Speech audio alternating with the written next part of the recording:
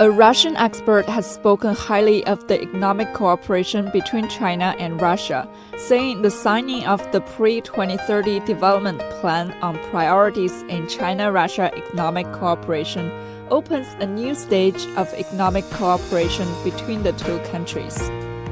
Обращает на себя внимание, в частности, совместное заявление о плане развития экономических связей до 2030 года, где содержится ряд таких амбициозных целей, включая сотрудничество в сфере промышленных стандартов, создание совместных цепочек, совместных производственных цепочек в промышленности, системное развитие сотрудничества в области энергетики и логистики. Это такой довольно мощный шаг вперед.